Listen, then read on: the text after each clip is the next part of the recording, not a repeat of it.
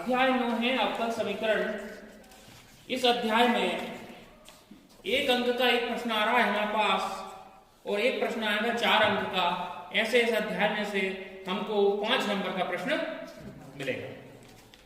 हम सबसे पहले शुरू कर रहे हैं प्रश्न नंबर 1। प्रश्न नंबर 1 में है हमको 4 उत्तर दिए हैं, 4 में से किसी एक उत्तर हमारा सही है, अर्थात वस्तुनिष्ठ प्रश्न है।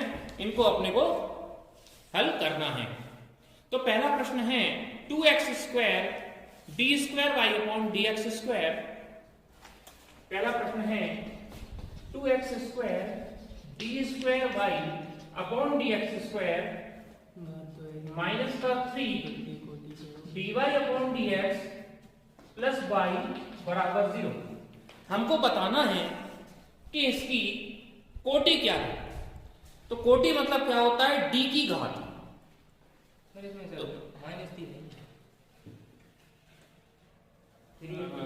लिखा है लेकिन माइनस का 3 है। तो कोटि को इंग्लिश में कहते हैं डिग्री, और डिग्री माने d। तो जो d की अधिकतम घात होती है वह क्या कहलाती है? कोटि कहलाती है। तो इस पूरे प्रश्न में देखो d की अधिकतम घात कितनी जा रही है? 2। देखो यहाँ d की अधिकतम घात कितनी है? 2। तो ये इसकी डिग्री क्या हो गई? डिग्री मतलब कोटि कितनी हो गई इसकी? 2। ठीक है। तो पहले इसका आंसर आ गया हमारा A।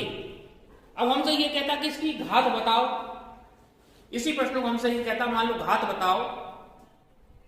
ठीक है। तो सबसे बड़े डेरिवेटिव की, अब डेरिवेटिव माने क्या? डेरिवेटिव माने होता है dy/dx। ये होता है डेरिवेटिव, अवकलन। सबसे बड़ा अवकलन की घात। तो सबसे बड़ा अवकलन क्या है? d² dx²। ये सबसे बड़ी है। और इसकी घात माने इस पूरे की घात। इस पूरे की घात कितनी है? 1। घात माने पावर। समझ में आ रही बात? क्या अंतर है? कोटि माने d की घात है, और घात माने dy/dx में जो सबसे बड़ा है। मान लो d²/dx² बड़ा है तो उस पूरे की घात। तो हमने देखा dy/dx था और एक था d²/dx²। इन दोनों में बड़ा कौन है? d²/dx। इसका बड़ा है। इस पूरे की घात कितनी? 1। तो माने इसकी घात कितनी हो गई? 1। समझ में आ रही बात? कोटि और घात। कोटि घात या घात का एक कोटि आने की बहुत संभावना होती है। ठीक है। अब हमारे पास दूसरा वाला प्रश्न है। सर घात वाला है। हाँ, ये घात वाला प्रश्न है। इस प्रश्न में हमको दिया है, दूसरे प्रश्न में x by d² by dx² plus x dy/dx का होल स्क्वायर माइनस का y dy/dx बराबर। हमें इसकी घात बताना है। अब ध्यान देखो, नहीं सर, दो नहीं है। मैं तुमसे पूछ रहा हूं घात बताओ। तो घात क्या बताओगे? सर बड़ा है। पहले तो वो अवकलन दे। हमको देखना क्या है? सबसे पहले ये बताओ। अवकलन। वो कौन सा अवकलन देखना है? जो बड़ा, सबसे बड़ा।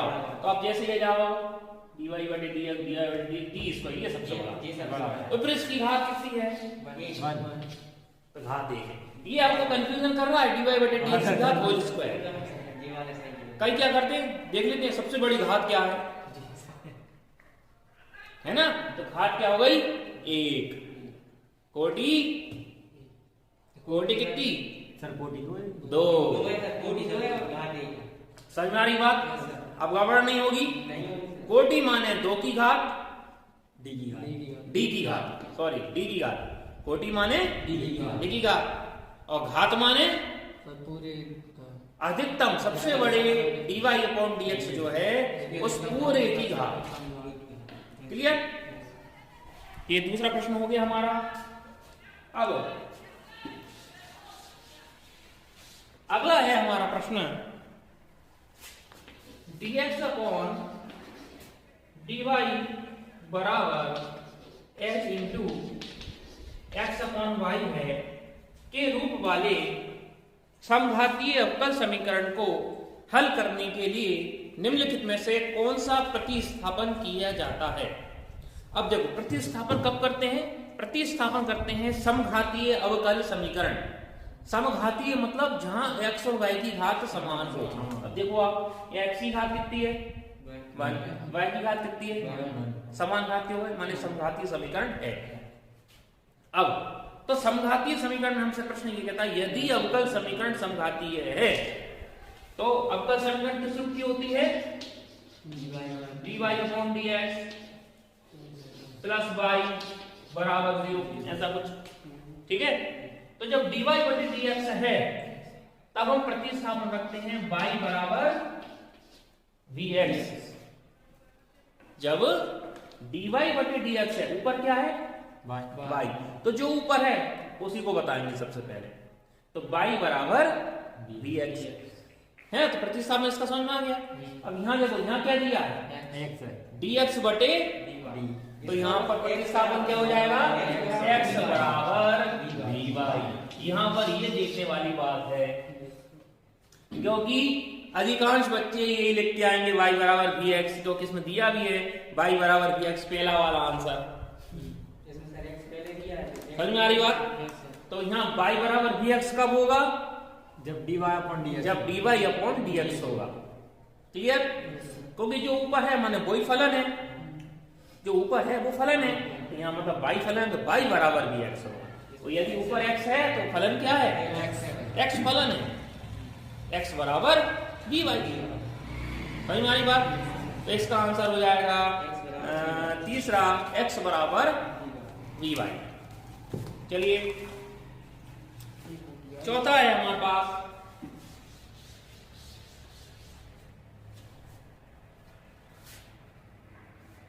One minus Y square dx बटे dy प्लस y बराबर ay। इसका हमको समाकलन गुणांक बतलाना है। तो इस प्रश्न को करने से पहले हम ये समझें कि समाकलन गुणांक क्या होता है। समझ तो ले कि समाकलन गुणांक होता क्या है। तो बहुत ध्यान से समझना, हमारे पास एक अवकल समीकरण होती है, वो किस रूप की होती है वो देखो आप। इस अवकल समीकरण हमारे पास होती है dy बटे dx बराबर py बराबर q।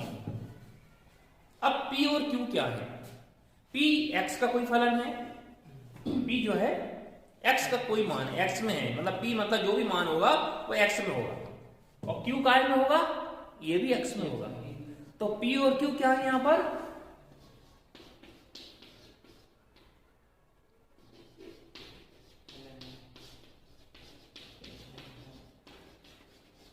ठीक है, मतलब कोई वैल्यू है x की। यहाँ पे x हो सकता है, 1 प्लस एक्स स्क्वायर हो सकता है, कुछ भी हो सकता है, मतलब x की वैल्यू है कोई। इस रूप में जब हमको समीकरण दी जाती है तो समाकलन गुणांक जिसको बोलते हैं इंटीग्रेटिंग फैक्टर, माने समाकलन गुणांक को हम बताते हैं I माने इंटीग्रेटिंग, f मतलब फैक्टर, समाकलन गुणांक बराबर होता है e की घात integration p into dx। p into dx कब आया,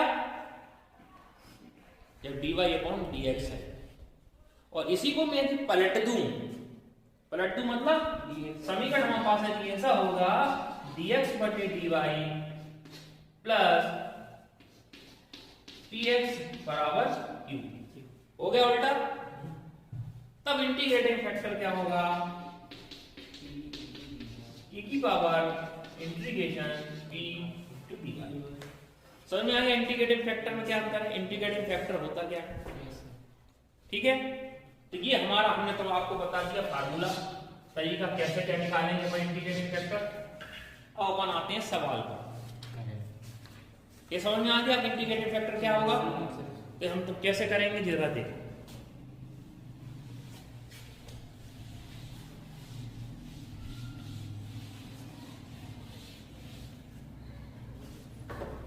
अब देखो हमारे पास क्या होती है, वहां तो केवल होती है dx अपॉन dy, तो क्या करें, जो भी एक्स था उससे भाग कर दें। तो हमने क्या लिखा, dx बटे dy बाई एक्स ऐसे कैसे 1 माइनस वाई स्क्वायर, इधर इधर भाग हो गया, बराबर a बाई सही ए वाई है कि क्यू वाई ए वाई है ना, ए वाई, ठीक है, उठा के A Y upon 1 minus Y square. अब देखो ये परिवर्तित हो गया dx अपॉन dy, अब क्योंकि dx अपॉन dy है तो क्या होगा, px इनटू dy, px बराबर क्यों, समझा रही बात। ये किस रूप में हो गया जरा देखो, इस रूप की समीकरण हो गई,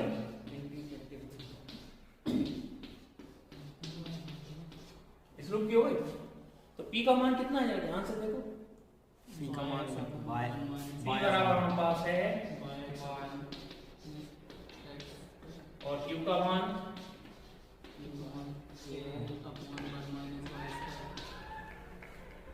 कोई दिक्कत, integrated factor sir y x है ना, कहां पे y, p बराबर नहीं x तो गुणांक है ना, देखो ना p के इनटू x है x ना, को गुणांक हमें तो p का x का गुणांक चाहिए, वही तो p है। तो इंटीग्रेटेड फैक्टर क्या हो जाएगा जरा देखो ध्यान से, मतलब समाकलन गुणांक e की पावर p dy p की जगह p का मान रखते हैं, यहाँ तो कोई दिक्कत। अब हमें इसका करना है इंटीग्रेशन, इसका इंटीग्रेशन करना है। अभी फिलहाल नीचे ई पे मत ध्यान दो, केवल हम इसका इंटीग्रेशन कर लें फिर हम आगे बढ़ते हैं। मैं केवल इसका इंटीग्रेशन बता रहा हूँ, पहले तो इसका हमें दे दो सभी का नंबर 1। हम क्या करें, 1 माइनस वाई स्क्वायर बराबर क्या मान लें, t। तो 1 माइनस वाई स्क्वायर बराबर मैंने माना t, तो 1 का डिफरेंशिएशन 0, वाई स्क्वायर का हो गया 2y, y का dy और t का dt। देखो y dy है तो y dy का मान कितना हो जाएगा, माइनस का dt बटे 2। तो देखो y dy की जगह पे क्या रख दूं, माइनस का dt बटे 2 रख दूं। तो मैंने क्या रख दिया जरा देखो, माइनस का dt बटे 2 मैंने माइनस का 1 बटे 2 बाहर निकाल दूं, अंदर क्या बचेगा dt upon t, 1 minus Y square को अपन ने t माना है ना। अब देखो 1 अपॉन t का इंटीग्रेशन क्या होता है, log t। तो ये क्या हो गया 1/2 log, ठीक है। अब हमने log का एक फार्मूला पढ़ा है, log m की घात n बराबर होता है n log m। तो ये मतलब -1/2 में कहां ले जा सकता हूं, t की घात पे ले जा सकता हूं। ये क्या हो गया जरा देखो, क्या हो गया log t की घात माइनस का 1/2। क्लियर। अब मैं t की जगह वापस t का रख दूं मान, तो t का मान कितना था जरा देखो, 1 माइनस वाई स्क्वायर, हाँ पास आ गई है log 1 minus Y square power minus के 1/2। अब ये काय का मान निकला है, काय का मान निकला है इसका। तो इसका जो अपन इंटीग्रेशन हल किया ले जाके कहां रखते हैं, समीकरण नंबर 1 में। समीकरण नंबर 1 में अपन ने जो इसको हल किया है इसका मान रख दें, इसका मान रखा तो क्या होगा जरा देखो, IF बराबर मान इंटीग्रेटिंग फैक्टर बराबर e की घात log 1 माइनस वाई स्क्वायर की घात 1/2 माइनस, ठीक है। अब e से log हो जाता है कैंसिल, क्या बचा केवल 1 माइनस वाई स्क्वायर की घात माइनस का 1/2। अब माइनस का 1/2 है, इसको अपन नीचे ले जाएं धनात्मक बनाने के लिए, तो क्या हो जाएगी 1/1 माइनस वाई स्क्वायर की घात 1/2। 1/2 माने क्या, अरे under root.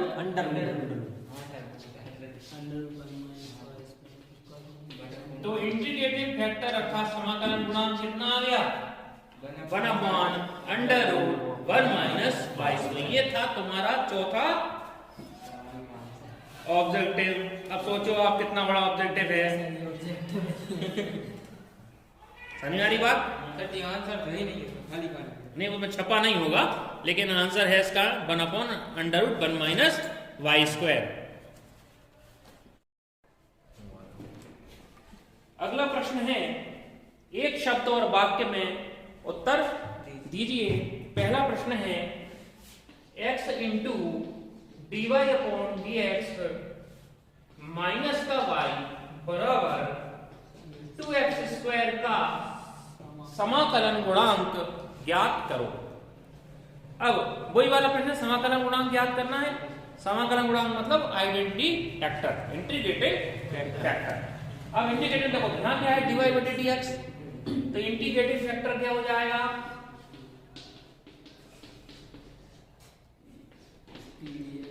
PDF.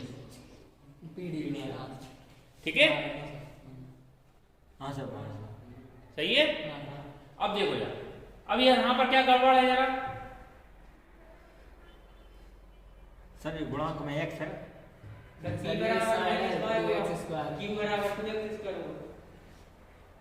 Sir PDF वही तो मैं बोला, कंफ्यूज कर दिया। कंफ्यूज मत देखो, यदि गड़बड़ हो जाएगी दिक्कत हो जाएगी। देखो फिर से बता रहा हूं मैं, यदि dy/dx है तो dx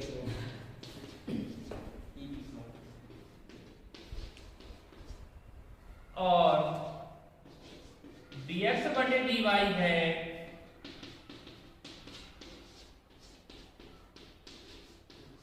अभी अपन ने y माना था ना, क्यों मानी थी y? सर dx क्योंकि dx/dy थी, dy थी ना, dy देखो नीचे क्या है, जिस जो है उसी के सापेक्ष तो करते हैं, और सापेक्ष वाला हिस्सा नीचे आता है। उल्ट है वो एक दूसरे का। तो यहाँ क्या हो जाएगा, जब x से भाग देंगे अपन, x से भाग दे दिया,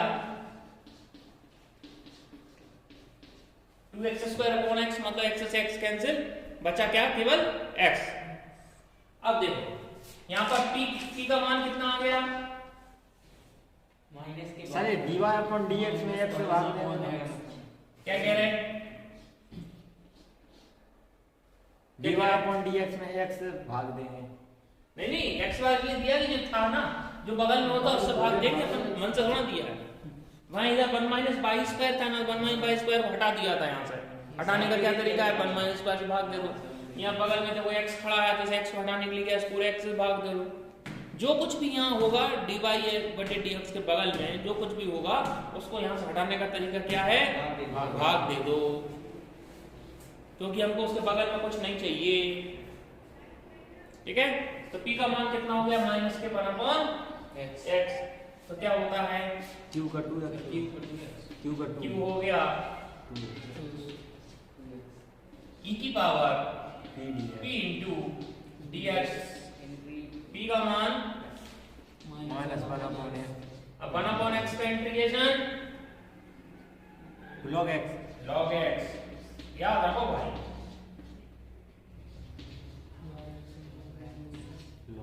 log x मतलब भाग क्या है, कितना है, -1। -1 को कहां ले जाऊं, x के ऊपर, e से log कैंसिल 1/x आ गया, तो इसका आंसर आ गया 1/x। और उतारो, देखो पुलिस भी जा सोचते हैं जितने ना पे अब अगला सवाल है हमारा, अवकल समीकरण dy/dx बराबर sec²x का व्यापक हल ज्ञात कीजिए। इसका हल ज्ञात करना है ना, मतलब इसको सरल करना है। सरल करने का देखो, अब आप इसका हम तेरा गुणा करते हैं dx का, तो क्या हो जाएगा, देखो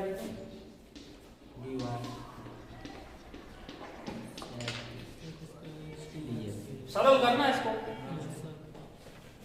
मान इंटीग्रेशन करते हैं,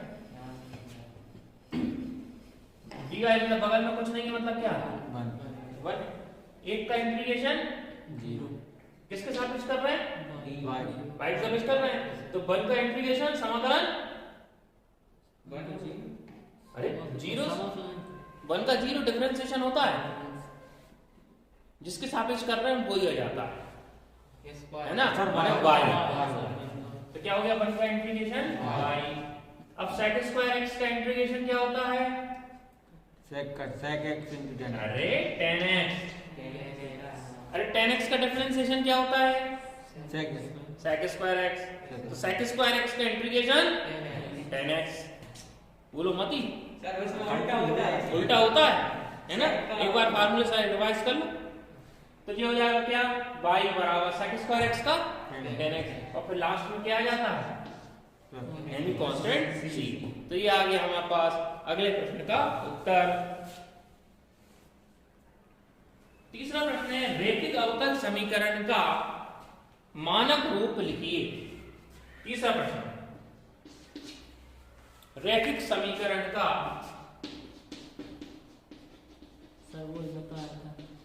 जो ये मैंने बताया था, रैखिक अवकल समीकरण का मानक रूप लिखिए। रैखिक अवकल समीकरण का मानक रूप होता है dy upon dx plus py बराबर q।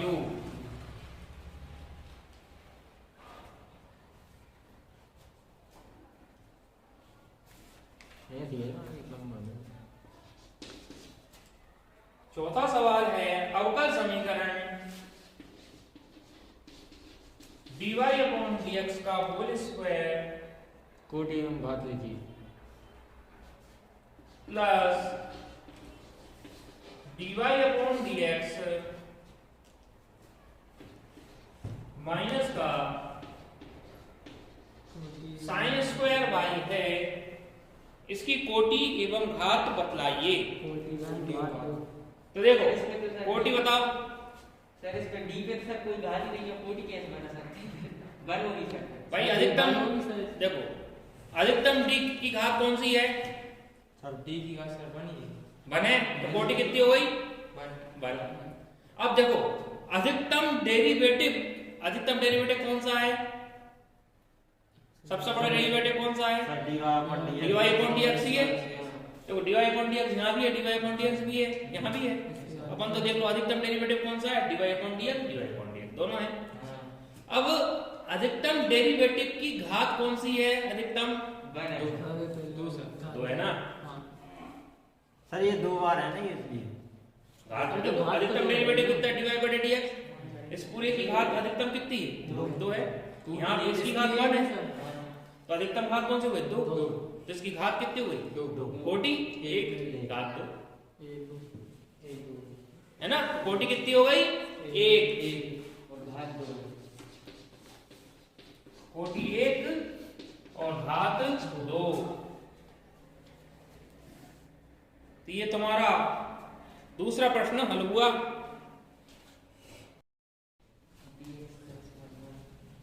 अगला प्रश्न है सत्य सत्य। तो हमको बताना है कि dy अपॉन dx बराबर e की घात x प्लस y का व्यापक हल क्या होगा, या उसमें जो दिया है आंसर वो है अथवा नहीं है। आंसर क्या लिखा है? e की पावर x प्लस e की पावर माइनस y बराबर c। ये इसका व्यापक हल है अथवा नहीं, ये हमको बताना। तो देखो इसको हम ऐसे लिख सकते हैं, e की घात है, देखो आधार समान है तो घातें बढ़ जाती हैं। इसको हम क्या लिख सकते हैं? e की घात x गुणित e की घात y लिख सकते हैं। अब y हिस्सा वाला y वाला हिस्सा अलग कर दें और x वाला हिस्सा अलग कर दो। x वाला हिस्सा अलग करने के लिए dx का यहाँ गुणा कर दो और ey कहाँ ले आओ होगा। देखो x वाले एक तरफ हो गए, y वाले एक तरफ हो गए, है ना। अब e की पावर y के ऊपर ले गए तो क्या हो गया? माइनस। अब इसको हल करना है, क्या करना पड़ेगा? समाकलन। ठीक है। अब e की घात x का इंटीग्रेशन होता है, e की घात देखो इंटीग्रेशन होता है e की पावर ax का इंटीग्रेशन e की पावर ax, जो भी अचर होता है वो कहाँ जाता है? नीचे e की पावर ax अपॉन a। यहाँ क्या हो गया? अचर कितना है? माइनस। इसका क्या इंटीग्रेशन हो गया? e की power minus by upon minus 1 बराबर, इसका क्या हो गया? e की पावर x अपॉन 1, ठीक है ना, और plus any constant c। Clear? इसको उठाकर पक्षांतर करके इधर ले जाना, या इसको मैं ऐसे नहीं लिख सकते?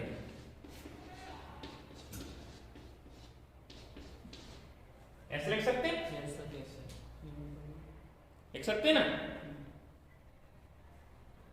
क्या आ गया हमारे पास? इसको हम क्या लेना, बराबर पक्षांतर से बदलेगा, क्या होगा? प्लस का हो गया।